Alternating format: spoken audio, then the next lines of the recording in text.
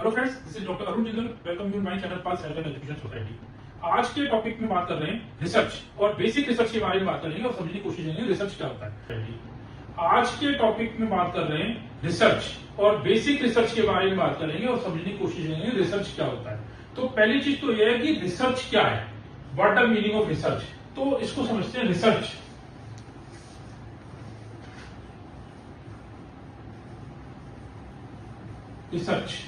Research का मतलब क्या है, मैं इसको सिंपल टर्मिनोलॉजी में उसको समझाने की कोशिश करूं। रिसर्च, सर्च, किसी चीज को सर्च करना, अगेन सर्च करना।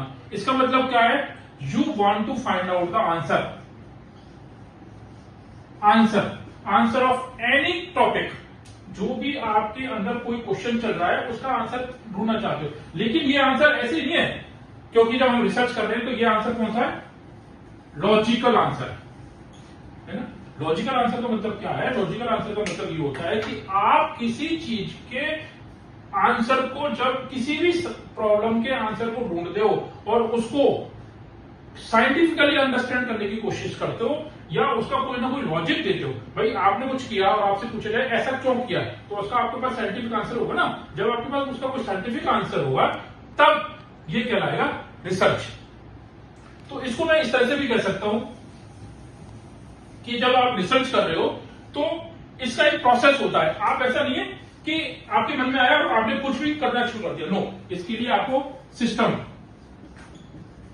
एक सिस्टम के आधार पर चलना होगा। दैट मीन्स ये सिस्टमैटिक, उसके कुछ प्रोसेस है, कुछ स्टेप्स हैं जो हम आगे की क्लास में पढ़ेंगे तो आपको समझ में आएगा। तो एक तो सिस्टमैटिक इंक्वायरी है, उस सिस्टम के बेस पर ही आपने उसको करना है। दूसरा क्या है, discipline.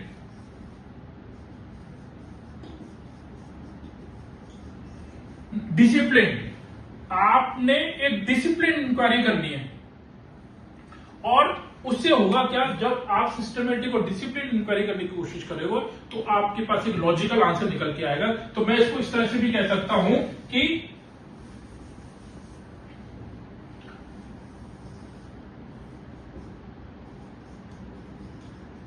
Systematic process plus increase knowledge is equal to research. ठीक है, इसका मतलब क्या हुआ, एक सिस्टमेटिक प्रोसेस में आपने किसी भी चीज की इंफॉर्मेशन को कलेक्ट किया और आपके पास जो इंफॉर्मेशन उस संबंध में अवेलेबल थी उसको एनहांस करने की कोशिश की। भाई आप रिसर्च कर रहे हो तो कुछ भी इंफॉर्मेशन आपको इंक्रीज हो रही है ना, तो उस दोनों चीजों को मिला के आप कह सकते हो इट इज ए रिसर्च। इसको अगर मैं आपको डिफाइन करूं तो इसका मतलब ये है, it is a systematic inquiry that use discipline method to answer the question और सॉल्व द प्रॉब्लम्स। समझ में आ गई। अगर हम इसको नर्सिंग के बारे में बात करें तो नर्सिंग रिसर्च का मतलब क्या है, it is a systematic inquiry to increase the knowledge about the problem related to the nursing.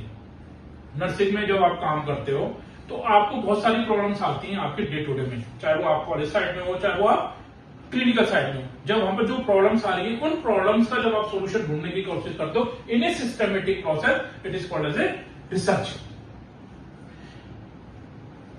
अब जैसे हम इसको एग्जांपल से समझते हैं कि आपने क्या किया, you want to find out the factors that determine the length of stay of the patient in a hospital. तो क्या फैक्टर्स है जिनके लिए आप पेशेंट को कितने दिन के लिए हॉस्पिटल में रुकना पड़ रहा है, that is called as a research. कि आप वो फैक्टर्स को फाइंड आउट करना चाहते हैं। आपका मेन मोटो रिसर्च का क्या है, the factors finding out that increase और decrease the stay of the patient in a hospital. ठीक है, नेक्स्ट है सोर्सेस। अब देखो आपने कहा सब, जब आप रिसर्च पढ़ते हो तो आपसे आपके टीचर कहते होंगे कि साहब आप रिसर्च करिए, आपको एक रिसर्च टॉपिक पर रिसर्च करनी है, एक टॉपिक पर रिसर्च करनी है। तो सबसे बड़ी प्रॉब्लम आज के रिसर्चर की, आप लोगों की क्या है, आपको टॉपिक ही नहीं मिलता। यू डोंट फाइंड आउट कि कहां रिसर्च करनी चाहिए, मुझे किस टॉपिक पर रिसर्च करनी चाहिए। तो इसके लिए सोर्सेस कहां से आएगी आपको इंफॉर्मेशन की किस चीज के बारे में हमें रिसर्च करनी है। तो पहला है ट्रेडिशनल ट्रेडिशनल मेथड है ना। ट्रेडिशनल भाई आपको किसी ने बताया, आपको कहीं से इंफॉर्मेशन मिली है ना, तो वहां से जो भी आपको इंफॉर्मेशन मिल रही है उसकी बेस पर आपने रिसर्च करना शुरू कर दिया। दूसरा है आपका आपके सीनियर्स है ना, या अथॉरिटीज आपके हेड है ना। जैसे मान लीजिए चलो आप हॉस्पिटल में काम करते हैं, क्लिनिकल सेटिंग में काम करते हैं, और आपके जो सीनियर्स हैं वहां पर आप उनसे पूछते हो कि भैया या दीदी या जो भी आप उनको बुलाते हो कि ये चीज ऐसे क्यों होती है, तो वो कहेंगे नहीं पता है, नहीं क्यों होती है, पर ऐसे ही होती है। उस दिन आपके दिमाग में ये बात आएगी कि साहब ये कोई चीज है जिसके बारे में मुझे पता लगाना चाहिए। तो सबसे इंपॉर्टेंट है यहां पर आपके सीनियर्स, आपके टीचर्स जो आपको एक्सप्लेन करते हैं कि ऐसा होता तो है बट इंफॉर्मेशन नहीं है, we don't know about that. तो यहां से आपके दिल में एक क्वेश्चन उठता है कि why, and then you start taking that as a research. तीसरा है क्लिनिकल एक्सपीरियंस। क्लिनिकल एक्सपीरियंस, आप हॉस्पिटल में काम करते हैं, हॉस्पिटल में काम करते हुए आप कुछ भी तरह की प्रॉब्लम को महसूस करते हैं, तो आप कहते हैं कि ऐसा कर तो रहे हैं हम, लेकिन why we are doing, why I am doing this. आपके मन में कभी कोई क्वेश्चन उठ सकता है, भाई हम बेड बात देते हैं तो पेशेंट को ऐसे क्यों देते हैं, हम कोई प्रोसीजर करते हैं तो ऐसा क्यों करते हैं। जब आपके मन में आंसर क्वेश्चन आता है और आपको उसका आंसर नहीं मिलता, तो वो आपका एक रिसर्च टॉपिक बन जाता है। नेक्स्ट है इंट्यूशन। इंट्यूशन क्या मतलब है? इंट्यूशन का आपको पता है इंट्यूशन का मतलब क्या होता है? इंट्यूशन का मतलब होता है गट फीलिंग। और गट फीलिंग क्या होती है?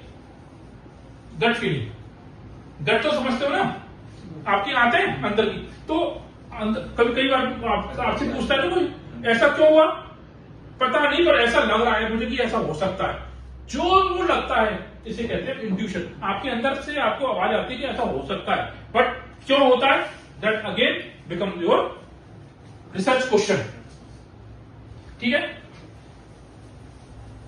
4 पॉइंट मैंने समझा दिया आपको। 5th पॉइंट है आपका लॉजिकल रीजनिंग। लॉजिकल रीजनिंग, अब ये 2 तरह की होती है, एक होती है इंडक्टिव, दूसरी होती है डिडक्टिव। इंडक्टिव और डिडक्टिव। इंडक्टिव का मतलब क्या है? लेस टू मोर, नीचे से ऊपर। डिडक्टिव का मतलब क्या है? ज्यादा से कम। तो कोई आपको चीज कम पता है और उसके बारे में आप ज्यादा जानना चाहते हो, again it will become a research problem and you start doing the research. और कुछ चीज के बारे में आपको बहुत कुछ पता है लेकिन आपको उसके थोड़े बारे में जानना है, तो आप उसकी डिडक्टिव रीजनिंग करते हैं, and by this you take that point as a research and you start doing the research. Getting my point? Next है इंफॉर्मेशन। इंफॉर्मेशन, यू कलेक्ट और असेंबल द इंफॉर्मेशन। अब ये इंफॉर्मेशन कहां से आएगी? डेटा है ना, different data which you are collecting.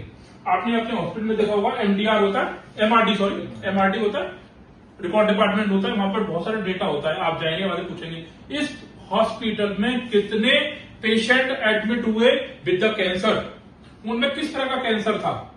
जिस मैं एक छोटा सा एग्जांपल दे रहा हूं, कोई भी टॉपिक हो सकता है, आप उसके बारे में जो डेटा कलेक्ट करेंगे तो आपको पता लगेगा अच्छा इस एरिया में इस तरह का कैंसर सबसे ज्यादा होता है, इस एज ग्रुप में ज्यादा होता है। Then you take that data as your research problem and start finding out the more solution about that. Understanding? Next है इसी में डिसिप्लिन रिसर्च। डिसिप्लिन रिसर्च, ये रिसर्च रिगार्डिंग योर प्रोफेशन है ना। अब ये बहुत इंपॉर्टेंट है, रिगार्डिंग योर प्रोफेशन मतलब क्या है? भाई आप नर्सिंग कर रहे हो तो आप तो नर्सिंग से रिलेटेड ही रिसर्च करोगे ना, आप किसी और टॉपिक के बारे में रिसर्च थोड़ी करोगे, और आप करोगे तो आपके पास उसकी इंफॉर्मेशन पूरी नहीं होगी और ना आप उसका सोल्यूशन निकाल पाओगे। तो दैट्स व्हाट, किसी भी डिसिप्लिन में आप हैं उसमें जो रिसर्च करते हैं वहां की जो प्रॉब्लम्स हैं उनको आप लेते हैं रिसर्च करना शुरू करते हैं, that is called as a discipline research. तो ये हुआ कि छोटी सी अंडरस्टैंडिंग हुई what is the research and कहां से हमें रिसर्च की प्रॉब्लम्स को पता लग सकता है। नेक्स्ट क्लास में बताऊंगा कि इंपॉर्टेंस ऑफ नर्सिंग रिसर्च क्या है।